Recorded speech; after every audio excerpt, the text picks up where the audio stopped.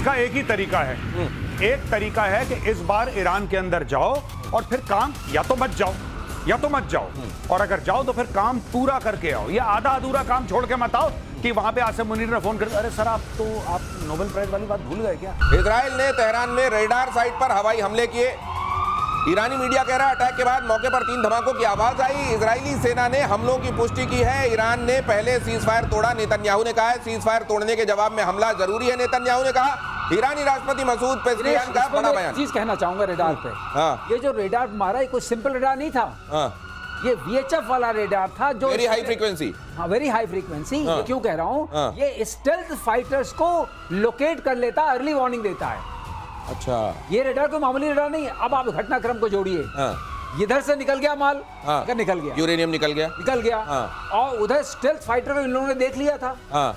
इसका मतलब ये रेडार अगर वहां एक्टिव था, ये एक रेडार है रेजोनेंस रशियन, उसके उस पर बना हुआ है, और ये गादर रडार है। तो मतलब इन्होंने वक्त से देख लिया था बॉम्बर आ रहे हैं, लेकिन उसमें रेजोल्यूशन नहीं होता है मारने का। अच्छा, देख तो लेता है, देख ले तो अलर्ट तो कर ही दिया। 1100 किलोमीटर दे सकता है, 300 किलोमीटर की हाइट। आप ये कह रहे हैं कि उधर से बॉम्बर्स ने उड़ान भरी, इधर इनको पता चल गया कि बॉम्बर्स आ रहे हैं, इन्होंने टाइम रहते यूरेनियम वहां से खाली किया और वहां पर फिर बॉम्ब गिरे तो क्या हासिल हुआ? ओ, तो ये है बड़ी तस्वीर, इसको समझिए।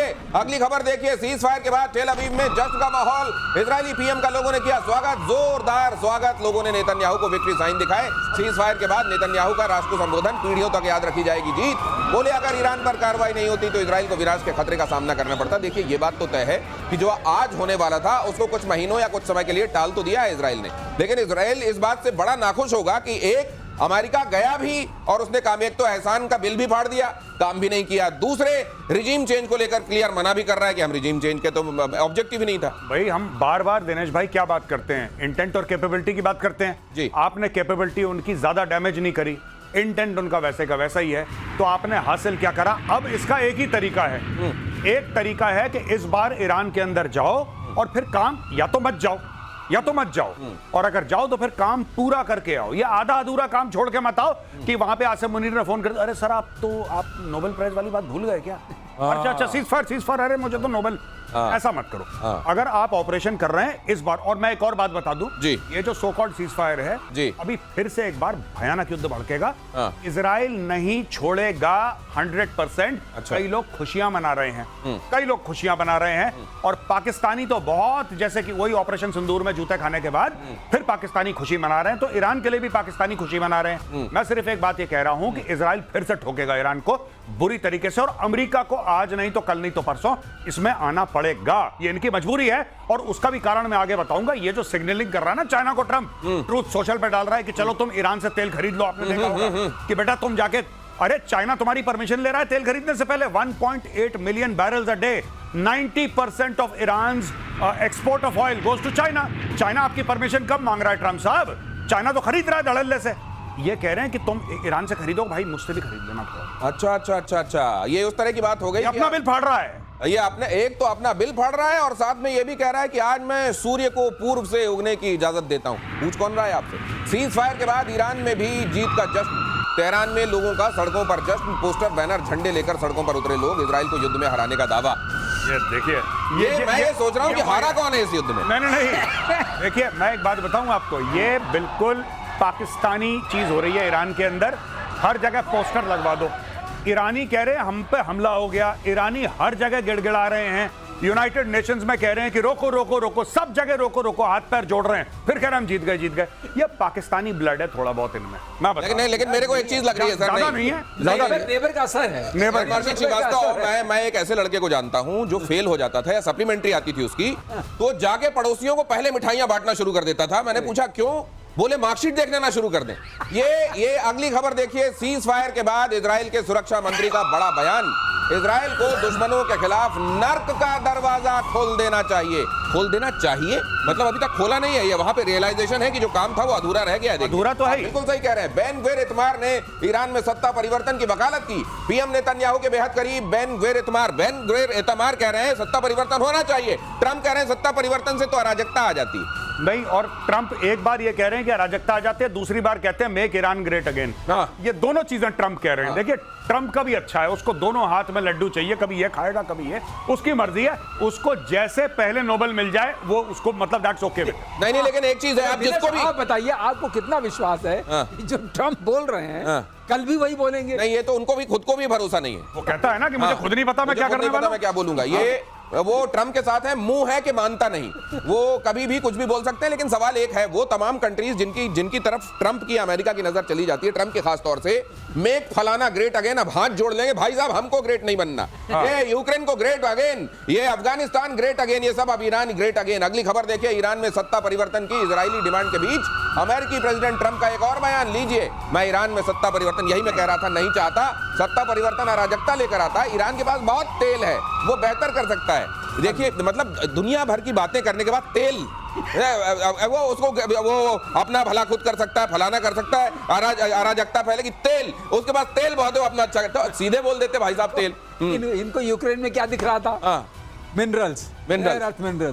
आप सुना है बलूचिस्तान को लेके बात कर रहा है पाकिस्तान, रेयर अर्थ बहुत है, ले लेना। रेयर अर्थ है, इनको यही दिखता है, सबको सब कुछ दिखता है, इनको सिर्फ यही दिखता है। ये इतना सारा, मैं ये समझना, मैं ये दो तीन बातें समझने की कोशिश कर रहा हूं। एक तो Pakistan mid air fuelling refuelling कहां पर हुई, ये बात वो कह रहा है भारत के एयर स्पेस का इस्तेमाल हुआ, इधर से कहा जा, वो पाकिस्तान ने जो टॉर्च दिखाई थी आपने पहले दिन दिखाया। क्या ईरान को ये पता नहीं कि ये खुशियां जरूर मना रहे हैं लेकिन मेरे हितैषी नहीं है पाकिस्तान के लोग? बिल्कुल सही है, बिल्कुल पता है, और ये इनके ऊपर एयर स्ट्राइक कर चुके हैं, और इनको ये पता है कि जो बलूचिस्तान वाला मसला है उसमें ये भी शामिल है। तो सब मिला जुला के पाकिस्तान से ईरान बहुत सावधान और सतर्क रहता है। ये उम्मा की बात चल के जितनी बात हो जाए, और आपने वो भी देख लिया उम्मा कैसे चलता है, ऐसे चलता है कि वो जाके बेचा है सब कुछ, अब आके यहाँ बोलने लगे। जब लोगों ने विरोध किया तब मुनीर जी ने मुनीर ने मुंह खोला। आपने सुना कभी? आपने सुना? उसने रख रखा है प्रधानमंत्री मुंह खोलने के लिए, मुंह खोला, वो कहता है ये मेरा छोटा भाई है, ये बकवास करेगा, ये काम ही वही करता है। और ट्रंप क्या है? ट्रंप इज बड़े भाई हैं sir, Trump is English speaking Khawaja Asif. वो इंग्लिश स्पीकिंग ख्वाजा आसिफ है ट्रंप।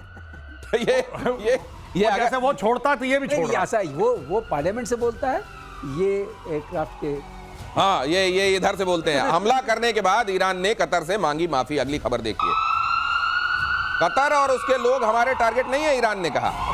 हमने अमेरिकन बेस पर अटैक किया था, ईरान ने कहा। कतर हमारा भाई मुल्क है।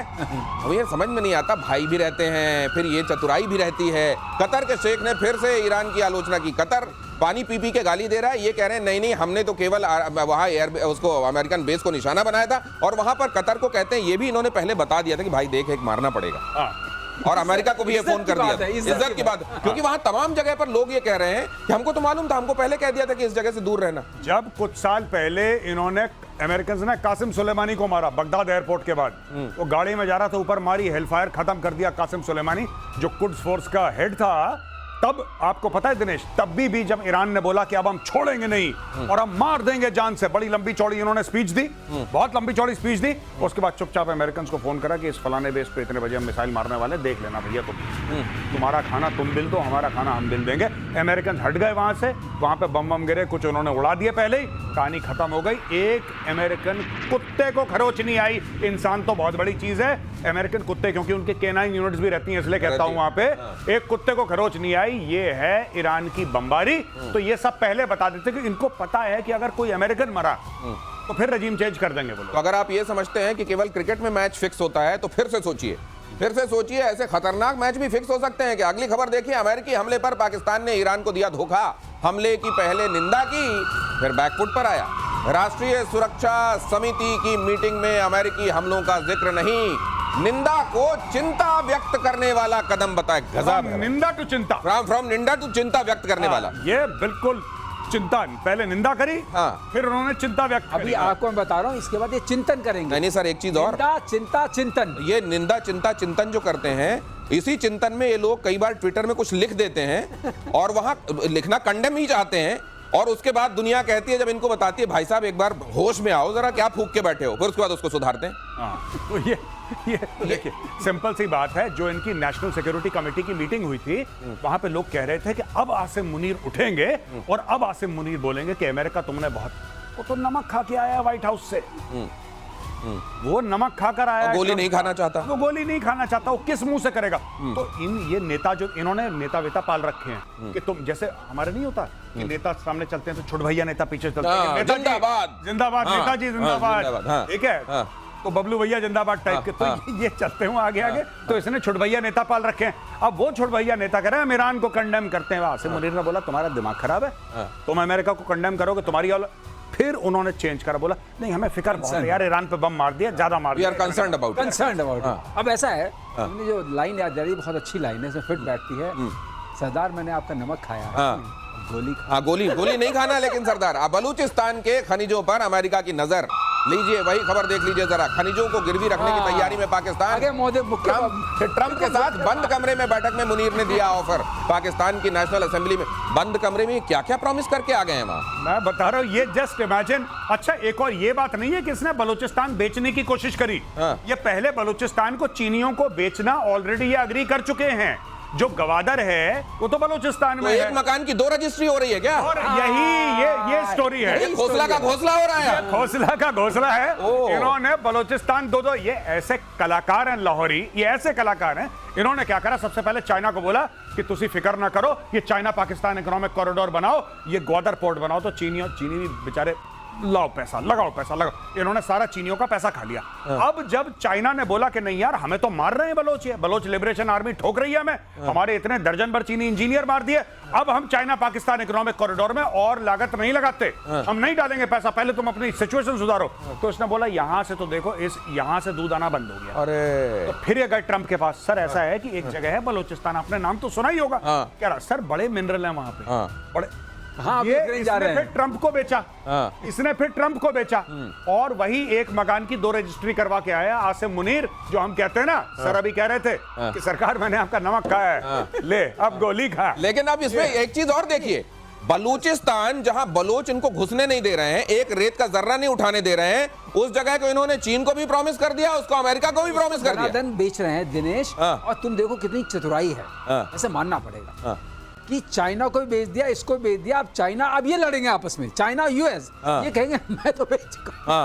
लड़ाई नहीं, और फिर चाइना और यूएस के बीच में बात होगी, चाइना कहेगा तुम्हारे कहने पे मैं तेल ले रहा हूं, अब तुम चुप रहो। भाई साहब एक और चीज, आई एम सॉरी, ये मैं बताना भूल गया, माफी चाहता हूँ।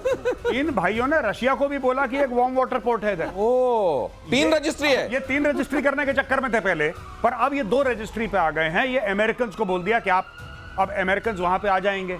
तो ये देखिए, अब ना चाइना के साथ वो रिश्ते नहीं रहे पाकिस्तान के जो पहले थे, क्योंकि पाकिस्तान ने जितना बेवकूफ बनाना था चाइना को बना लिया, इन्होंने खूब पैसे लूटे। अब चाइना कह रहा है कि यार मैंने तुम्हारे $30 अरब डाल दिए यहाँ पे, $60 बिलियन डाले चाइना। सर वो पूरे 60 इन्वेस्ट नहीं हुए, अभी टोटल बजट था कि $60 अरब हमें डालने हैं। चाइना पाकिस्तान इकोनॉमिक कॉरिडोर के 30-35 अरब डाल चुके हैं, इसमें भी कई लोग खा चुके हैं। अब चाइना इनसे अकाउंटेबिलिटी मांग रहा है। चाइना कह रहा है कि यार कहां गए वो पैसे, हिसाब दो। अगर तुमने प्रॉमिस करा था कि हमारे बंदे नहीं मारे जाएंगे, हम पोर्ट इस्तेमाल नहीं कर सकते, हमारे ऊपर हमले हो रहे हैं, कुछ तो करो। अब इन्होंने चुपचाप गया, खाना खाते खाते बर्गर मुंह में डाला, इसने बोला mister Trump, you know you can take Balochistan, 44% of Pakistan land mass, please take. और मैंने सुना है चाइना को ये कह रहे हैं कि दुनिया का लेके हम कहीं गए नहीं, तुम्हारा लेके भाग जाएंगे क्या? अगली खबर, ईरान ने एटमी प्लान शुरू किया तो फिर हमला करेंगे।